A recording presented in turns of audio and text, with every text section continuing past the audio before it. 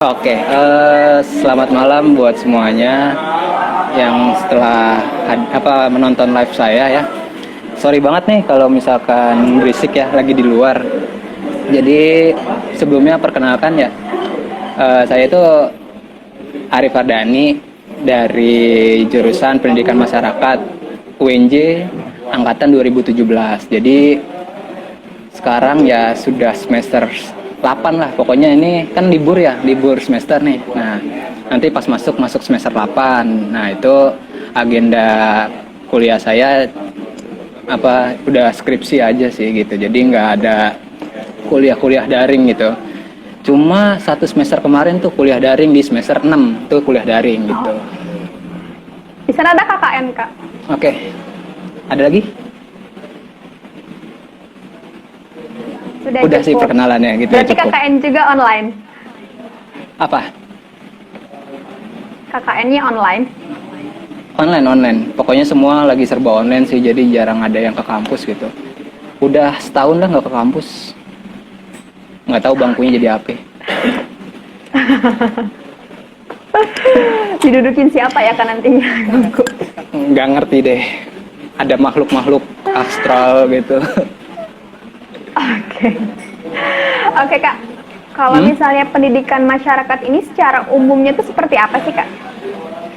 Jadi ini sedikit cerita sih ya. Jadi di tahun 2018-2019 itu perubahan penggantian nama. Jadi namanya pendidikan masyarakat. Tadinya sebelum itu namanya pendidikan luar sekolah gitu. Nah, pendidikan luar sekolah itu sama aja sih sebenarnya dengan pendidikan masyarakat, cuma ganti nama aja. Mereka itu berkecimpung di pendidikan di luar sekolah atau di yang kita biasa sebut tuh non formal ya, pendidikan non formal gitu. Jadi saya kasih contoh sedikit ya mengenai pendidikan non formal itu seperti apa sih. Nah gitu. Pendidikan non formal itu ya yang kita tahu nih ya, ada namanya les. Les itu kan pendidikan non formal tuh. Ada namanya bimbingan belajar ya. Bimbingan belajar itu kan juga merupakan sebuah pendidikan non formal gitu kan. Ekstrakurikuler pun termasuk dari pendidikan non formal gitu. Atau yang kita sering, ataupun kalian pernah mengikuti pengajian atau TPA lah ya sebutannya, Taman Pendidikan Al-Quran, itu pun merupakan sebuah pendidikan luar sekolah gitu. Jadi kesimpulannya pendidikan luar sekolah, pendidikan non formal atau pendidikan masyarakat yaitu pendidikan yang tidak didapatkan di sekolah gitu atau di lembaga-lembaga formal seperti itu. Begitu sih paling mengenai pendidikan masyarakat seperti itu. Oke. Berarti Kakak ini udah semester akhir dan sudah mengetahui kan ya pendidikan masyarakat seperti apa dan lain sebagainya. Iya, betul. Kalau misalnya alasan Kakak nih masuk ke pendidikan masyarakat itu apa sih, Kak, yang mendasari Kakak untuk masuk ke pendidikan masyarakat? Ini sebenarnya sih ceritanya rada panjang sih ya, karena ya ceritanya rada berkelanjutan gitu deh. Jadi awal pertama pengen masuk kuliah tuh saya pengen masuk seni gitu. Pokoknya kesenian lah, mau itu rupa atau musik ya, pokoknya mau masuk seni dah ibaratnya gitu. Nah, karena nggak dapet tuh di SBM, sampai mandiri pun saya juga nggak dapet. Akhirnya dengan kelapangan dada saya harus mengalahkan itu satu gitu, mengalahkan satu, dan saya memasukkan pendidikan luar sekolah ini gitu. Dulu waktu di zaman 2017 itu namanya masih pendidikan luar sekolah gitu kan, masukin pendidikan luar sekolah. Nah, sudah masukkan pendidikan luar sekolah, kenapa alasannya saya masukin itu? Karena saya melihat ada kesempatan, kenapa bisa bilang kesempatan buat masuk, karena ada kayak kan ada senior tuh ngejelasin PNMAS itu apa, PLS itu apa, gimana. Oh, alasannya wah berarti gue bisa masukin kemampuan gue di pendidikan masyarakat itu untuk mengajarkan orang-orang seperti itu. Jadi ada kesempatan nih buat ngajar walaupun tidak di sekolah formal tapi masih bisa mengajar gitu. Itu sih jadi alasannya kayak oh nih ada kesempatan buat ini kayak gitu. Tidak Oke. ada alasan lain sih sebenarnya. Jadi kayak melihat kesempatan aja daripada harus memaksakan ambisi dalam hati gue harus ini, gue harus ini, gue harus ini kayak gitu. Ya, tahu semoga sendiri ini lah emang ya jalan anak yang muda terbaiknya gitu. ya kak. Iya. Amin, amin. Oke, tapi tetap berjiwa seninya gitu kan, pendidikan masyarakat yang berjiwa seni gitu ya kak. Harus. Jadi pas waktu maba tuh kan sering kayak bantu-bantu danus, terus apalah segala macem. Saling sapa bang, anak seni bang, bang anak seni bang. Wah tuh sampai sekarang pun masih kebawa tuh, bang anak seni bang, gitu. Zaman-zaman ya Barangkali maba tuh. Oh, barangkali terlihat dari rambutnya, potongan rambutnya juga sih kang. Wah dulu mah parah sih. Kayak gitu. Oke, mengenai pendidikan masyarakat nih kak, apa sih mata kuliah dan tugas yang khas gitu dari pendidikan masyarakat?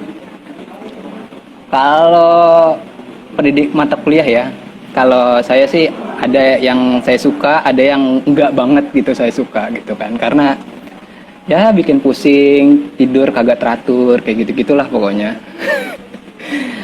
Jadi biasanya tugas khas kita itu ya observasi sih, biasanya observasi ke lapangan gitu. Entah itu mau ke masyarakat atau mau ke PKBM. PKBM tuh kejar paket ya, yang kalau nggak tahu itu kejar paket tuh ya bahasa awamnya mah buat orang-orang bandel lah yang kagak kelar sekolah terus masuk ke kejar paket. Nah itu jadi biar orang gampang lah ya nyebutnya kejar paket atau PKBM. Nah itu entah itu observasi ke sana atau ke lembaga-lembaga yang berhubungan dengan pendidikan masyarakat atau pendidikan luar sekolah gitu. Ya PAUD juga pendidikan luar sekolah, baby daycare pendidikan luar sekolah, seperti itu khasnya sih. Dan lembaga apa sih, Lapas Cipinang pun itu juga pemberdayaan dari PLS juga gitu kan. Jadi kalau khasnya sih pasti observasi seperti itu gitu. Nah, tapi ada juga ya mata kuliah yang saya suka ya. Itu ada namanya yang kewirausahaan kayak gitu. Terus ada namanya pemberdayaan keluarga, itu yang saya paling suka tuh. Jadi ya pokoknya ciri khasnya kita ya serba masyarakat lah pokoknya kayak gitu. Apapun yang berbau-bau masyarakat ya itu masyarakat lah. Kayak gitu. Oke.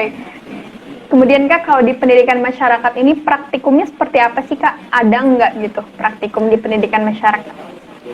Praktikum kita itu ya mungkin tadi yang saya bilang, kita seringnya ke observasi, keluar, kemana. Kadang-kadang kita observasi ke tempat yang seperti apa, ada yang terkenalnya itu di kita itu Sukamakmur. Nah itu tempat kita observasi di Bogor, seperti itu. Jadi praktikum yang paling ini ya observasi itu gitu. Jadi dari satu matkul observasi, dari satu matkul observasi ke lapangan, dari satu observasi kayak gitu sih. Jadi tidak ada praktikum yang seperti membuat alat kayak gitu-gitu, nggak ada sih. Jadi lebih ke observasinya aja seperti itu.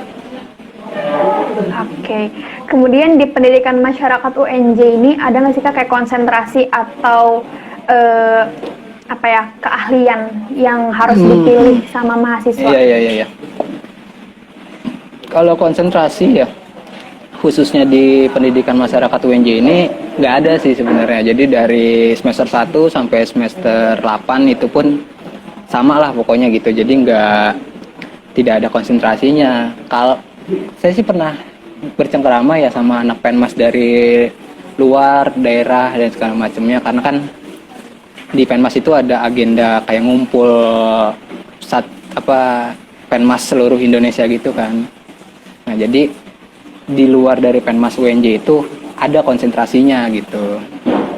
Jadi di penmas UNJ-nya nggak ada konsentrasi, tapi di luar dari penmas UNJ ada konsentrasinya. Tapi ya nggak tahu sih konsentrasinya itu seperti apa kayak gitu. Oke. Oke, berarti khusus mungkin di Penmas UNJ tidak ada, tapi tidak menutup kemungkinan di Penmas universitas Penmas lain di ada. luar Seperti itu. ada seperti itu. Benar. Oke. Kemudian nih Kang, udah termasuk mahasiswa tua mungkin ya dibilang. Ada nggak sih Kak tips buat mahasiswa baru di universitas, di pendidikan masyarakat UNJ? Tips ya. Jadi kalau ngomongin tips sih buat maba nih khususnya.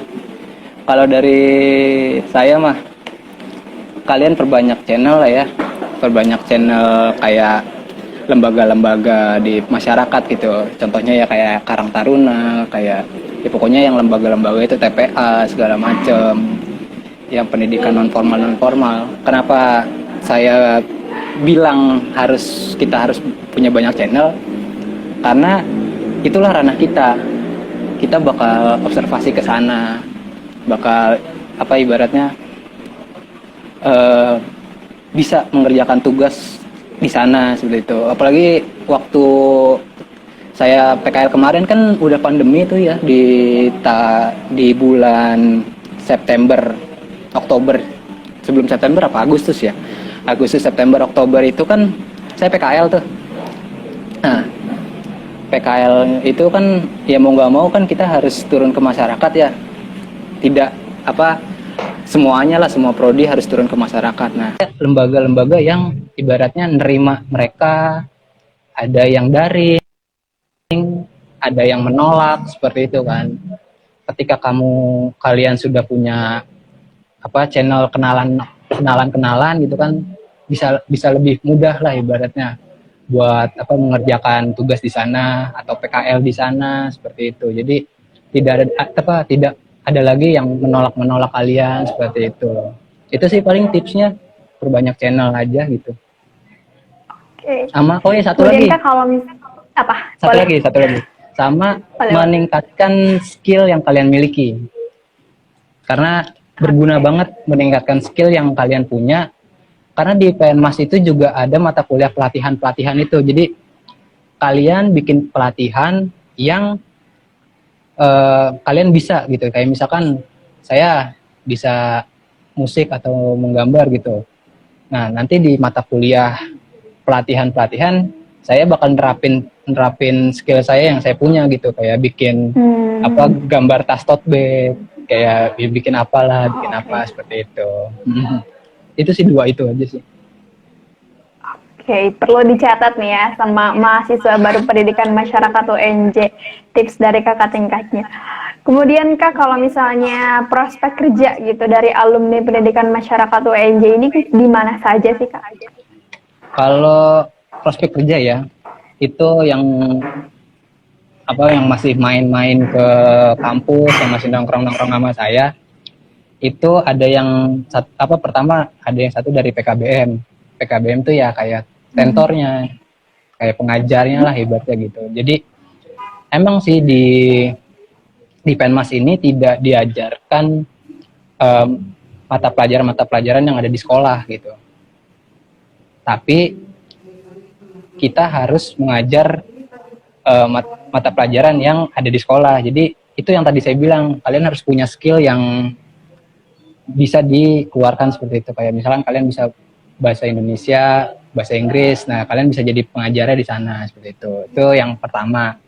Yang kedua, tadi habis berbincang-bincang juga sama senior, ada yang kerjanya di trainer di salah satu supermarket merah ya, tidak boleh menyebut ini supermarket merah. Jadi dia di bagian trainer karyawan-karyawan baru gitu. Jadi kita kan ada namanya mata kuliah pelatihan gitu. Nah, dia sebagai trainer di supermarket merah gitu. Jadi misalkan ada karyawan baru tuh yang pakai putih hitam, lamar, keterima. Nah, dia di trainer oleh senior saya itu seperti itu. Sisanya banyak yang keluar dari jalur Penmas, kayak kerja di bank, terus kayak kerja di segala macam, pergudangan dan segala macamnya, seperti itu sih. Oke, karena di era sekarang sih ya yang terpenting itu adalah skill ya Kak. Iya betul. Skill, wah, mempengaruhi banget sih. Gitu. Betul sekali. Oke, kepada teman-teman yang ingin bertanya kepada kakaknya dari Pendidikan Masyarakat UNJ, silahkan untuk komentar di bawah, nanti akan saya bacakan. Oke. Atau apabila teman-teman tertinggal Instagram Live pada malam hari ini, teman-teman bisa melihat di IGTV nanti yang akan diupload oleh Intip Kuliah. Oke kakak, terima kasih atas waktunya, Oke. terima kasih atas kesempatan sharing-sharingnya. Sangat membuka Sama-sama. wawasan khususnya saya dari melihat pendidikan masyarakat itu seperti apa gitu. Iya, karena makanya saya, oh iya bentar ya, makanya saya berani Iya, untuk ikut begini karena sepengalaman saya ikut ikut kampus expo di SMA saya gitu kan. Banyak yang bertanya, pendidikan masyarakat apa sih? Kak, pendidikan masyarakat Betul. tuh ngapain sih? Kak, pendidikan luar sekolah tuh kerjanya ngapain sih ke depannya? Kak, pendidikan masyarakat apa kayak gitu. Karena ya tidak menutup kemungkinan saya mengakui kalau pendidikan masyarakat tuh nggak setenar prodi-prodi lain sih sebenarnya gitu. Jadi Betul. oke, gue mengakui tapi ya gue harus ngasih tau lah, nih pendidikan masyarakat begini. Sampai orang tua pun bilang ke orang-orang yang bertanya kepada saya, pendidikan sekolah luar sekolah ngapain sih gitu. Ya, ayah saya bilang kalau pendidikan luar sekolah itu ya nggak punya sekolah. Emang bener, pendidikan luar sekolah itu ya nggak punya sekolah. Tempat les itu adanya di ruko. Bener nggak? Di ruko. Terus Betul. pendidikan, taman pendidikan anak